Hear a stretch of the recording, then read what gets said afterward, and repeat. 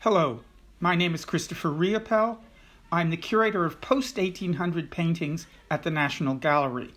I want today to introduce you to the newest acquisition among the post-1800 paintings, and to do so, I want to look at a theme in painting that has been popular for many centuries now.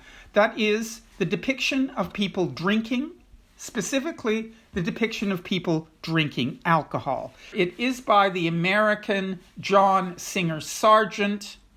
Sargent arrives in Paris in 1874 to begin to study painting there with Carlos Durin, a very respected teacher. And at some point around then, he paints this picture of a gazebo in the countryside. It seems that he's in Brittany. He doesn't bother with the people. Perhaps they're off enjoying a preprandial stroll in the garden before they come back and enjoy the 2 glasses of wine that are sitting there in the sunshine on the tabletop. He doesn't need the people to express the idea of conviviality. The wine says it all, the wine and the sunlight and the sense of conviviality that it expresses. It's painted in a fully impressionist style. Clearly, he has learned the lessons of the French Impressionists, of Monet, of Renoir, of Pissarro. Now, the painting is signed and dated 1874, but that's the year he arrives. Evidence suggests that, in fact, when he gave this picture to Carlos Durin, he changed the date, put 1874 on it, but in fact, he painted it a year later after he's had the opportunity to learn the lessons of the Impressionists. So he's playing with us a little bit, letting us or Carlos Durin think that he was even cleverer than he was, and he was a very clever man.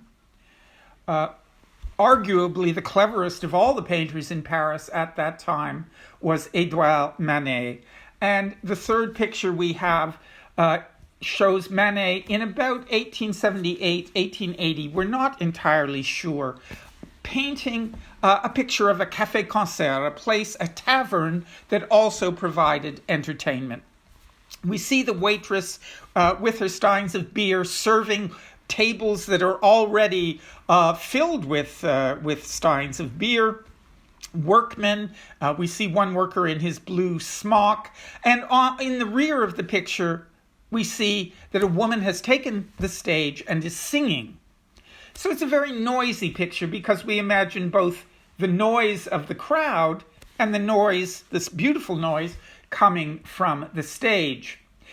In fact, Manet first painted this on a much larger scale, and then for reasons we don't know, cut it in half.